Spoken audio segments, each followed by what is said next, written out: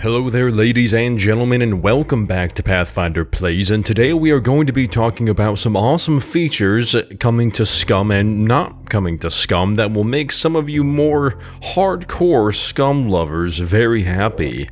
Let's get into it. So there is an individual by the name of Ton who commented on my video. Scum is having an identity crisis, and he said, quote, "I wonder if they will enhance realism over casual stuff, because what can mostly make a game truly survival is realism, even over hardcore stuff," end quote. He goes on to talk about his experience with real-life bushcrafting and military stuff, and then his love for milsim games, and then said, quote, "I have been writing down some suggestions. It would be great if you gave me a chance to show it to you somewhere though. Just let me know. Thanks," end quote.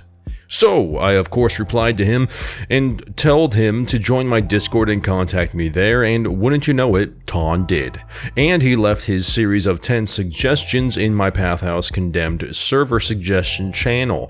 Now, what I did with these suggestions is I sent them to Tomislav, the lead developer of Scum, and we talked about it for a bit, and I wanted to share with you all his responses to these with his permission, of course. Suggestion 1. Completely no HUD mode, party members' names included, but without removing the tab inventory, metabolism, etc. Tomislav said that, quote, "We will probably go for a full HUD removal to increase immersion," end quote. This is going to make a lot of people happy, as Scum has always been labeled as a hardcore survival game, and he is really leaning into it here. This also means that the map will be gone as well. I believe somewhere else he mentioned that we will need to find the map in-game in order to have one, so the gas stations are going to be very important, I would assume. Suggestion 2. Separate hands inventory. Like, you can hold different things in each hand, and for working, shooting, etc., one of the hands could be less proficient. Like a left-handed guy would be worse when using his right hand to shoot a pistol. Tomislav said that, quote, "This needs a huge change in how things work now, and it can have thousands of variations, so most likely no," end quote. I know that some of you would like to have the hand inventory system. I would as well, to a certain degree, but honestly, Tomislav is probably correct here in saying that the amount of time and work it'll take to even get it put in with a basic system, and that's not even counting the bugs, the thousands of bugs that would arise probably from implementing a system like this.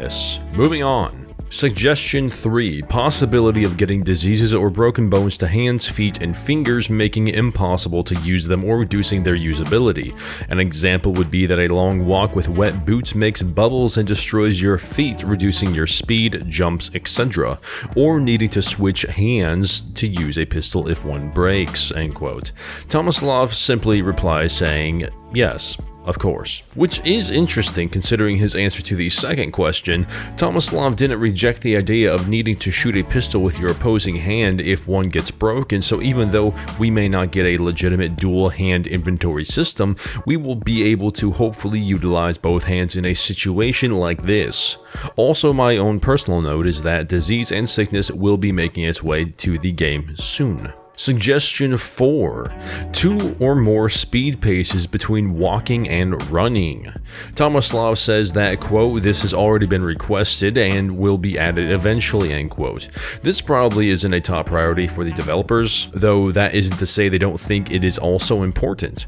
There are more severe and pressing features to implement when trying to push out new patches and updates before this one, I would assume. After all, your character can walk and can run, can prone, can crouch, can do all these things. You have the basic movements that the game requires, and the amount of things that they need to do, whether it be optimization or feature additions, is probably above this one. But it is good to know that they are going to add these 2 or more speed portions later. Suggestion 5.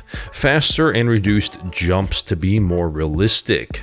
Tomislav says that, quote, "We should try this first. The main issue is with the current height of obstacles, so if jumping is going to be shorter, then it might become annoying," end quote. Which is true. Even though realism is great, if an aspect so common as jumping might become annoying, then people may stop playing as frequently or altogether. Fun and realism need to go hand in hand. Suggestion 6. No more bleeding every time a puppet punches you. And Tomislav says, Yes. And this is coming in the soon-to-be-released Metabolism Update. There is going to be a 3-tiered medical system which breaks the body down into muscle, bone, and organs, so not every injury will cause bleeding, but some injuries will certainly be worse than others. Suggestion 7. Multiple stamina depletion system, one for the arms and hands, another for the legs and feet. Tomislav says the reason they don't do this is the same reason for the answer for suggestion number 2. Simply too many variables, which is absolutely true. Imagine all the items you can wear and carry and utilize in different paces, different firing rates for guns, etc., and then try to balance those weights, time spent carrying items being worn, and then using items to try and find a good balance for stamina loss in the arms and legs. It is not feasible. Suggestion 8. Possibility to interrupt a pee or poop with a brief interval to stop it. Also, no more sudden stops to pee or poop when not given the command to, leaving you to wet or soil yourself.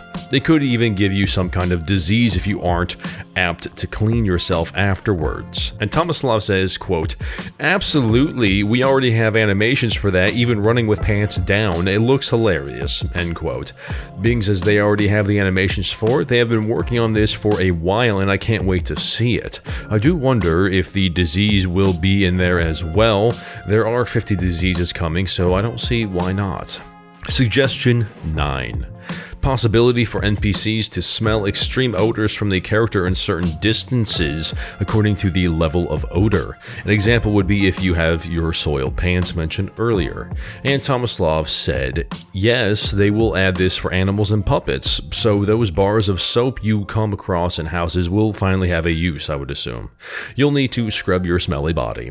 And finally, suggestion 10. Weapons complete or at least partial disassembly may be a requirement for cleaning it, first and second tier, also creating possibilities to find weapon parts and partial disassembled weapons. And Tomislav says that, quote, would be cool, but it might be complicated. Just wait until you lose your first weapon in the forest, end quote.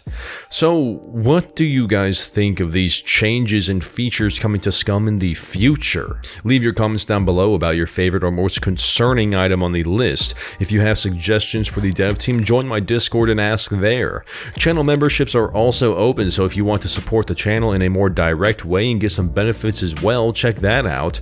And as always, if you like scares, survival, and scavenging, consider hitting that subscribe button, that like button, and share this video with your friends. And I will see you all in the next one. Path out.